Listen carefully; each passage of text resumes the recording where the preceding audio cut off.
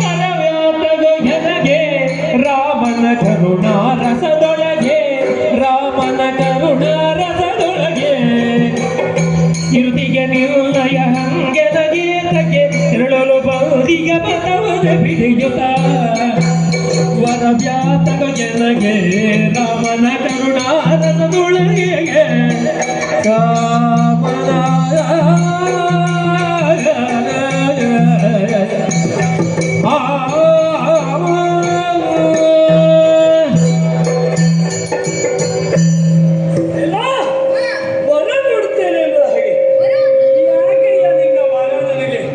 ನನಗೆ ನನ್ನ ರಾಮದೇವರ ಕರುಣಾರಸ ಸದಾ ಹರಿಯುತ್ತಾ ಇರುತ್ತದೆ.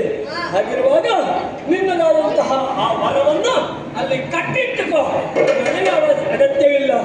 ಹಾಗೆ ಕರುಣಾರಸವಿದೆ ಎಂಬಂತಹ ಅದಕ್ಕೆ ಸಾಕ್ಷಿಯಾಗಿ ನಿನ್ನ ಜೊತೆಗೆ ಸೋಲನ್ನು ಇನ್ನೂ ಕೂಡ ಅನುಭವಿಸಿ ಆಗಿಲ್ಲ. ಒಂದು ವೇಳೆ ನಿನಗೆ ಶೌರ್ಯ ಇದ್ರೆ ನಿನಗೆ ಬೇಕು ಎನ್ನುವುದಕ್ಕಾಗಿ ಕೇಳುವುದಲ್ಲ, ನನ್ನಲ್ಲಿ ಇದೆ ಎನ್ನುವುದಕ್ಕಾಗಿ ಕೇಳು. ಓಹೋ, ಇದೆ ಅನ್ನೋ ಹಾಗೆ ಧಾರಾಳವಾಗಿ ಅವರನ್ನು ಕೊಟ್ಟು ಬಿಡ್ತೀಯ. ನಿನಗೆ ಅದನ್ನು ಪಡೆಯುವ ಯೋಗ್ಯತೆ ಇದೆ, ನನ್ನಲ್ಲಿ ಕೊಡುವ ಯೋಗ್ಯತೆ ಇದೆ. ಹೀಗಾಗಿ ಒಂದು ಅರ್ಥೈಸುವಿ. ಸಾಮಾನ್ಯವಾಗಿ ಕೊಡುವುದು ಯಾವತ್ತಿದ್ರೂ ಕೂಡ ಗೆದ್ದವರು. ಇಲ್ಲಿ ಗೆಲುವು ಸೋಲು ಎನ್ನುವಂಥದ್ದು ಯಾರಿಗೂ ಸಂಭವಿಸಬೇಕಾಗಿದೆ. ಸ್ನೇಹದಲ್ಲಿ ಕೊಡುವಂತಹ ಉಡುಗೊರೆ ಎಂಬುದಾಗಿ ತಿಳಿದು. ಓ, ಗೆಳೆಯನಿಂದ ಒಂದು ಉಡುಗೊರೆ ಎನ್ನುವ ಹಾಗೆ. ಅದೇ ರೀತಿಯಾಗಿ ಇನ್ನೊಂದು ವಿಚಾರವನ್ನು ರಾಮನ ಕರುಣೆ ಎನ್ನುವುದು ನನ್ನ ಮೇಲಿದೆ. ಅದು ಅಮೃತದಷ್ಟೇ ಪಾವನವಾದದ್ದು, ಖಂಡಿತ ಅಚಲವಾದದ್ದು. ಹಾಗಿರುವ ಇದ್ದರೂ ಕೂಡ ನನ್ನಿಂದ ಪಡೆದ ತಕ್ಷಣ ಅದು ಇಲ್ಲ ಅಂತಾಗುವುದಿಲ್ಲ. ಖಂಡಿತ ಆಗುವುದಿಲ್ಲ. ಒಂದು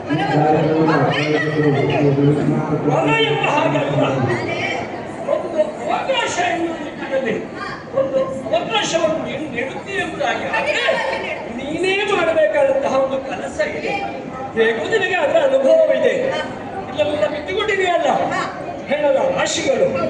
ಆ ಹೆಣದ ರಾಶಿಗಳನ್ನು ಸ್ವಲ್ಪ ಸಮಯದ ಕಾಲ ಅದರಲ್ಲಿ ನಿಮ್ಮವರು ಇದ್ದಾರೆ, ನನ್ನವರು ಇದ್ದಾರೆ.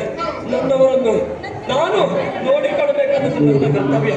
ಆ ನಿಟ್ಟಿನಲ್ಲಿ ಸ್ವಲ್ಪ ತುರ್ತಾಗಿ ಹೋಗಿ ಈಗ ಬಂದು ಬಿಡ್ತೇನೆ ಅಷ್ಟೇ. ಖಂಡಿತವಾಗಿ ಬೇಗ ಮುಗಿಸಬೇಕಲ್ಲ.